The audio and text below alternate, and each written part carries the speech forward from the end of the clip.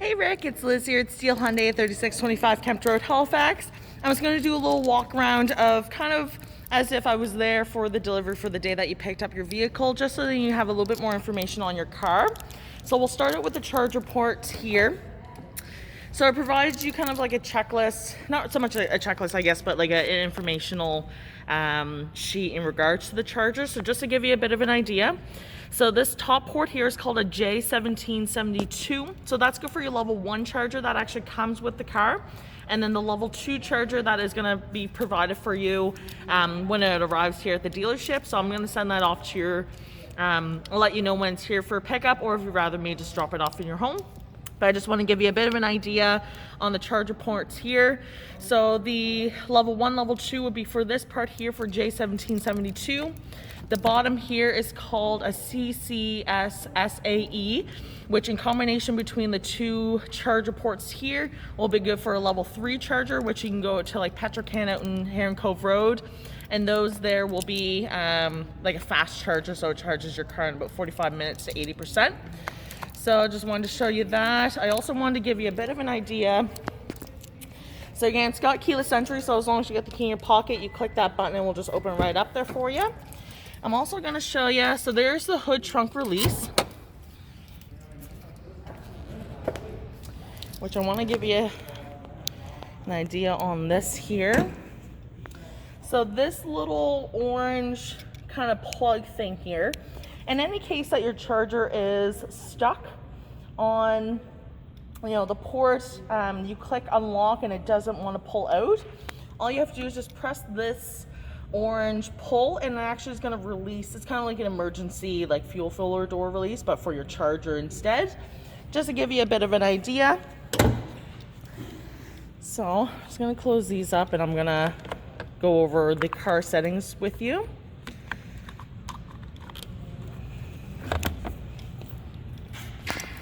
So as we're coming in, again, you've got your power windows, locks and mirrors. Down here is your safety features. So this is your illumination button to kind of change the illumination for your screen. This here's your blind spot monitoring. So you can turn that on or turn that off. And it's just going to give you the indicators on your side mirrors to let you know that someone is in your blind spot. Right up here is your lane departure. So it's going to set the white and yellow lines on the highway. I'm also going to show you the settings buttons on there, just so then you have an idea on the how to kind of change everything.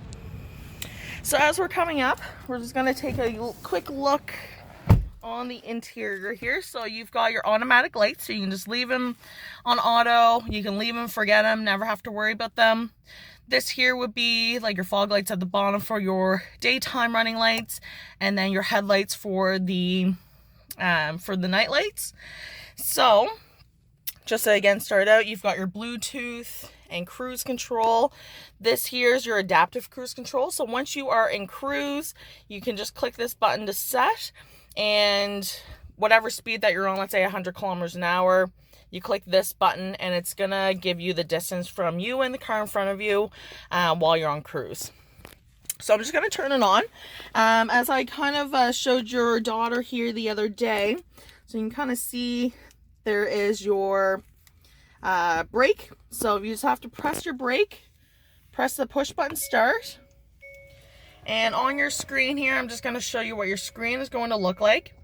So as you can see, the green icons, as I was mentioning, those, when it's turned on, it means that, when that green icon is on, it means that your car is ready to drive, it's turned on. Once that green car is off, so if I click that button, shuts it off. Now, without putting my foot on the brake, which I think what had happened, if you just click that push button, start, you can kind of see a little orange car that comes up, a little key is inside the little icon. That just means that the car is on accessory, so your radio would be on, your courtesy lights are on, just so that you can see inside the car. If you click that push button start one more time, I think what happened, like I said, that red battery light came on. So that just means that the car is on run, so your air conditioning can work, your heat can work, but the car is not fully turned on yet. It is only just on run. So you click that button off and it just turns everything off. So I'm actually going to put my foot on the brake, push button start, just as if we're going to start the car. So just to kind of show you the dash here to give you an idea on what the full dash is. So on the side here, this is your level of charge. So the more that you accelerate, the more power you're going to give. And the more that you cruise, I guess, is kind of just taking your foot off the accelerator, allowing the car to just take off without having to put your foot on the brake or the accelerator. You're going to notice that the blue gauge is going to charge the car. It's a very minimal charge, but it's going to, you know, give you a bit of a regeneration as you're driving and coasting. So kind of taking a look. So if you click this loose leaf button here, you can see that it's changing over all of your settings up top. So you can kind of see it's just lighting up, and it's just going to change over menus. So this first menu here is going to give you your different drive information. I'm just using, again, that was the button I was clicking. You click the arrow buttons, and each menu has some sub menus. So this has your drive information. You can put a digital speedometer there, your driving style, so how aggressive you've been driving, how economical you were driving. It'll also show your energy flow, consumption information in regards to how much energy that you're using in regards to the car per 100 kilometers an hour. This middle gauge here, so that's how many kilometers in a range that you have left. So for what Hyundai Canada rates is 415 kilometers. However, on a full charge at 100% gives you 470 kilometers, 465, give or take. So I'm going to click this loose leaf button again, and you see how it changed to this other menu. And as I scroll down, it's going to give me a different attention levels on your driving, your tire pressure. So while you're in drive, it's going to tell you which tire is low, so you know which tire is low to, you know, put some extra gas in, or sorry, not extra gas, sorry, extra air in. When the tires are low, it will affect your range. So it is very, very important to kind of ensure that you maintain your tire pressure at the right PSI, which I believe is 32 PSI on for the Kona EVs. And I'm going to click that little loose leaf button again, and we are now in our driver's settings. So I'm going to go over, kind of give you an idea on each setting. So again, you can customize your car, so then you can ensure, you know, every safety feature is on, so then you're comfortable. So when I was clicking that, again, just passing through the menus, you get into the gear icon that's up top for your user settings. Where your arrow buttons are is also an OK button. So you actually have to click in to press OK. So we're going to go through everything and get you an idea. So again, those arrow buttons are also an OK button. So I'm just going to click that into driver assistance. So we're in the driver assistance menu. So SCC reaction is your smart cruise control. So when I click OK again, it's going to give me my different reaction times. So it's already set on normal. As you can kind of see, it's already kind of clicked off. Then you have slow or fast as well. So depending on how quick your reaction is, that you want your adaptive cruise control. So that's when you're on cruise and you can set the distance from the car in front of you while you're on cruise. That is just going to set the reaction time that it's going to catch the car in front of you. So most people like to leave it on normal. If you prefer more sensitive reaction time, you just click fast, or if you prefer slow, whichever you prefer. So we're going to go back up, press OK, go back. Next one is leading vehicle departure. So that there's actually going to give you an indicator to let you know that the car in front of you just left. So if you're at a stoplight or stop sign, you know, you tend to maybe get a little distracted or whatever the case is. Before the car behind you actually starts to beep at you, it's going to be an indicator in the front that's going to let you know that the leading vehicle in front of you is leaving. So just gives you that that indicator. And then driver attention warning, if I click into that, that is more so for long drive. So high sensitivity is usually about an hour. A little coffee mug comes up and it tells you that you need to take a break. Normal sensitivity is about an hour and a half, 2 hours, depending on how long you've been driving and there has been any stopping. So that normal sensitivity is just going to give you a little bit more time. Or if you absolutely hate that feature, you can just shut it right off. So again, I just click the little arrow buttons and I can click in to select. So we're going to go up, go back, go into lane safety. So active LKA means that if you have that clicked on, if you start to veer off to the left or the right, your steering wheel will actually adjust itself for you. I like a little bit more control of my driving, so I would prefer just keeping the lane keep assist. So that what that means is that the lane keep assist function, a light comes on. So I'm actually going to click the button for you to see what it looks like. So it just came up right here. So when that turns green, it means that you've been veering off to the left or the right. It's also going to beep at you as well. At the bottom here is just the warning, so the light comes on and that little icon there will turn green. Like I said, if you go on long drives, the active LK is a really nice feature if you kind of want your steering wheel to adjust itself for you. Keep yourself awake, alert. For collision, so that there basically is checked off. You can check that off if you don't like it. You can see that a little icon comes up just to let you know that the function is off. However, if you click it on, it's going to go away. Basically, it's going to set the next one down, is just to set the sensitivity of that. So the earlier the better. You know, if you're driving on slick roads, car in front of you stops abruptly, your vehicle is also going to give you a warning and let you know, and help stop the car for you as well. So if a car in front of you is driving and it just abruptly stops, early is the best. Late is obviously a later sensitivity, but however you prefer. Rear cross traffic, so that is checked on at the moment. You can check that off if you don't prefer it. That is when you put it in reverse, and it will actually tell you which arrow, or which side, I guess. So little arrows will come by if someone actually walks by or drives by, shopping cart just, you know, gets out of control. It's going to tell you what direction that traffic is coming, just so then you get an idea on which way your head should turn.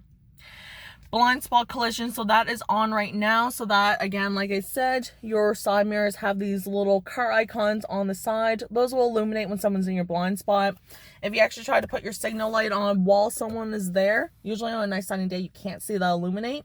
So when you put your signal light on, your car will beep at you just to indicate that, to let you know that someone's there.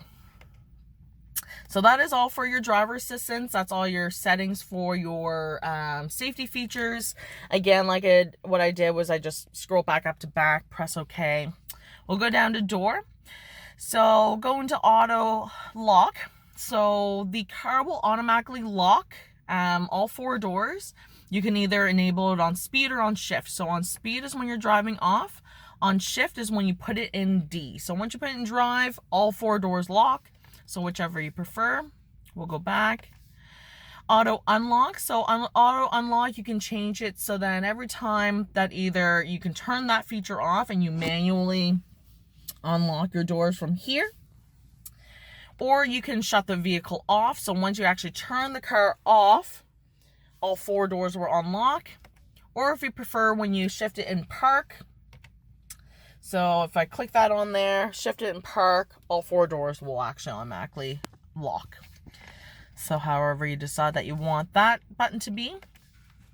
2 press unlock, so that is checked off right now. You can check that off if you prefer. However, most people like to check this on. When you click unlock twice on your key fob, or if you click the black button on your side, on your door handle there, if you click that button twice, it's going to unlock all 4 doors. So some people really like that feature. We'll go back, go down to lights. So one touch turn signal is going to give you the amount of flashes that your lane change, where your lane change will go. So sorry. So if I just touch it once, your blinker goes off 3 times. So it gives you 3 flashes, 5 or 7, so whatever option that you prefer. So it's just when you do a light touch for a lane change, you can change how many times you flash it. If you push the your lane change button all the way down, it's just going to continue going. But this is just meant for if you just want a quick tap, just so then you don't end up being that person behind you who's like, why is their blinker still going? You can actually just keep it so however many flashes that you want that to go. So go back. Headlight delay. So if you want to check that on, that is just going to give you headlight light when you shut the car off. Just gives you a little bit more light going up the driveway. It stays on for about 10 seconds is usually the timer. So after 10 seconds, your headlights will turn right off once everything is shut off and locked. So we'll go down to sound. This is just the parking distance warning. So it just depends on how loud that you want it. As you can see, 3 is the loudest. So then as it goes back, we'll go down to convenience. Wipers, lights, display. So if you click that on every time that you use your wipers here, it's just going to tell you, you can kind of change your different wipers however you want it. Auto rear wiper in rain. So you can click this on if you like, if you want your rear wiper to go automatically when there's heavy rain. So how that works is that once you check it on your wiper here, so this little knob has to go down to intermittent. As you can see, the arrow just points right to EINT. And whenever it rains heavily, your rear wiper will just go. Some people don't like that when it's snowing or if there's ice on that, so you can check that off as well. But just to show you how to use your wipers as well, you can just change that to depending on how far that you want your speed, and then the little toggle on the end is your rear wiper. So as we're going down, gear position pop-up, so just where the P is right up top, that's just going to tell you if you're in park, drive, reverse, neutral, just so you know what gear that you're in. So up top where it tells you where it's a P. Smart regeneration, if you want to leave that on, you definitely can. It's actually going to change the regeneration, so I'm actually going to put in drive just to show you here.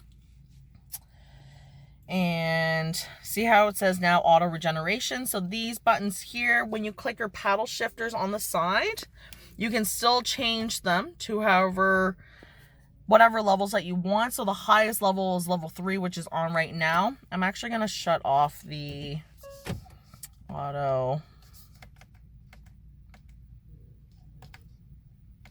and that smart regeneration so you can see what it looks like prior to that. So I'll put it back in drive just to show you. See how it actually says level 3 regeneration. I click this paddle behind here, goes down to level 2, level 1, level 0. Level 0 is just the vehicle driving on its own, just as if you were driving your regular Tucson or Santa Fe, whatever other cars that you're driving. As I'm going up level 1, level 1's got a lower drag, level 2's got a middle bit of drag. Level 3 has the highest level of drag, so the more that you're giving power and the more that you're coasting, the more of a charge that you're actually going to get on this gauge on the side here. So just to give you a little bit of education on that, put it back in park here. So the smart regeneration is actually going to automatically change to level 2, level 3, whatever you prefer. That makes it easier for you, so you don't have to constantly play with the paddles. It's actually automatically going to change the regeneration braking for you, especially if you're on the highway. You don't need level 3, you need level 1 or level 2 typically. Level 0 usually comes on, so we'll adjust depending on your speed and how much starting and stopping that you're doing. Icy road warning, so that is going to give you right where your temperature is. That says 22 degrees Celsius. At 4 degrees Celsius, a little a little snowflake comes up just to let you know that's a little icy out. So that is all in your convenience. Service interval, I did leave you a maintenance package for the service interval. Not a whole lot that you actually need for service. There's no more oil changes, no more spark plug changes. The main thing that I always suggest to customers is that every time that you do a tire change for your summer or winter tires, that you should do brake service. The more that you use your regenerative braking, you actually avoid having to use your brake pads and your brake rotors, just because you're not putting your foot on the brake nearly as much. Once you're used to kind of using your brake paddles as a brake or a slow down, using a lot of your brake pedal is going to put a lot of more pressure on your pads and your rotors. So Again, some people don't really need to adjust the service interval. You can if you want. It's every 6,000 kilometers or 6 months that you should. So I'm just going to press OK right through. Go up to 6 months. Just to give you a little indicator of when you should do your next service. This is more of a reminder for oil changes in a gas car. However, like I said, for EVs, there's not a whole lot. Gives you a little bit of an indicator on what you need to do. Others just going to give you all your different units. So energy consumption reset is just like the same as if you're filling up your vehicle with gas, and it just resets itself either after you fill it up or turn it on. So same idea on an EV, after ignition or after recharging, whichever you prefer. Speedometer subscale just shows you miles per hour. As you can see, when I click that on, if you don't really need that, you can just click that right off. This here is just the unit. So if you prefer kilometers per kilowatt an hour or kilowatt per 100 kilometers. Temperature units, so it's most likely already on Celsius, so you probably wouldn't have to have changed that. Tire pressure unit, whichever you prefer, either PSI, kPa, or BAR, which most people keep with PSI. And that is with all of your other units. And the utility mode here, so if you want to switch to utility mode basically draws all of your power from the large battery. So anything that has to do with like your radio, your temperature, USB ports, anything that actually draws from the 12-volt battery, utility mode will actually draw from the large battery. So this is good for like when you're going camping, if you're at a job site and you need to charge your tablet for longer than, X amount of time. To switch to utility mode, I'm just going to press OK just to show you here. UTIL will come up. And what that means is that all of this power that's coming from the car, you can't technically actually drive the car. It's only meant for when you're parked. Again, your radio, your temperature, your USB, all that stuff is going to draw from the large battery below the vehicle. If you're a camper, what a lot of people like to do as well is that they'll put a tent in the back of the trunk, I guess the lift gate, and turn on their air conditioning, have it on utility mode, and you can actually get an air conditioned tent, which is a really, really cool setup because there's no exhaust in the back, so you're not going to get all that, gross smells or, toxic stuff that's going to go into your car when you have a tent back there. So really, really cool mode if that is something. So I'm just going to press the power button just to turn that utility mode off. So just turn back the car again just to give you a bit of an idea on the dash. So again, big thing is ensuring that those green icons are on, and that means you're ready to drive. So I'm clicking this button again here, and again it's just going to toggle up top for your different settings. After we went through all your user settings, you can scroll down to whatever screen that you want that to be. Now, in regards to your middle screen, so like I said, your range is to whatever range that it is for how much charge you have left. I'm just going to go back down to the screens here. So your radio system, if you click radio, just going to turn that down. For the preferred model, just to kind of switch your different modes, if you go into band, it gives you FM, AM, Sirius. If you click Sirius, just to get to this area here, we're inside, so I probably won't get the signal, but just to give you an idea, I go into menu. You can change the different presets. If you click channel list, it's going to give you all the channels for all your Sirius radio. So this here is good for 3 months. It's free for you to use. Let's just say we click on 60's on 6. I wonder if it will let me. Well, it might not let me just because I'm inside.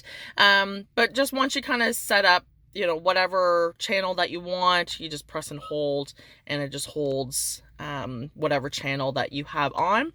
Let's say if you go into FM, let's go seek track,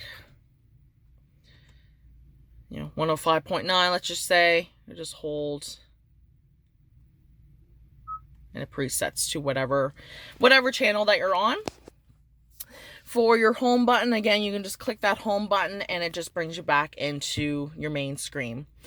The big button that I want you to kind of get yourself familiar with is this EV button. So this EV button here just gives you your overview of your energy information, how much of the battery percentage that your car is charged to, the maximum percentage. So what most people like to do is that once you I'm going to go back to there. So if you can just click this main screen, 46 maximum charge, you can actually change the settings on what percentage that you want the car to charge to. So most of the time when I deliver a vehicle, I leave it at 100% so you can get the full maximum amount of kilometers. If you tend to do long distance driving, you want to leave it at 100%. What a lot of people like to do, so I just kind of clicked DC charger 100%. If you're more of a city driver, most people will only charge their maximum charge to 80%. This just leaves the battery as well as possible, so then it's just so then if you're planning on keeping this vehicle for 10 years, you want to ensure that the battery maintains its life as well as possible. So most people will just charge to 80%. However, if you're doing a long road trip, you want to do 100%. So then, you can do that for your AC charger as well. Go down to 80, whichever you prefer. And it tells you how many kilometers that your car will get at 80%. So same thing, DC chargers, your large battery. But yeah, I just wanted to kind of show you. It also tells you your time of how long it's going to take to charge your vehicle. Depending on what kind of charger that you do use. So as you can see, the charging time may vary depending on charging conditions. I click the arrow back, again, back to this EV screen, so you can change your different EV settings for winter mode. Winter mode will basically keep your AC and your heat down. It will just reduce the driving range. Just depends on, what weather that you're in. Charge management. So this is good for when you want a departure, when you want to leave. So let's say your car is at 50% of a charge and you want to charge to 100%. You just got home from work at 5 p.m. You don't work until 6 p.m. or 6 a.m. the next morning. If you actually just change your different departure times, so you can actually schedule what days that you want to charge your car. So let's say Monday, Wednesday, Fridays when you want to charge your car. That is when you can change everything over. So then everything is set up in a way that every time you plug in your car, only on Monday, Wednesday, Friday is when your car is actually going to charge. So you can change your maximum, percentage of charge, what your current charge is. But for the charging, you can just set your different departure times. So departure 1, departure 2, whichever days, whatever times.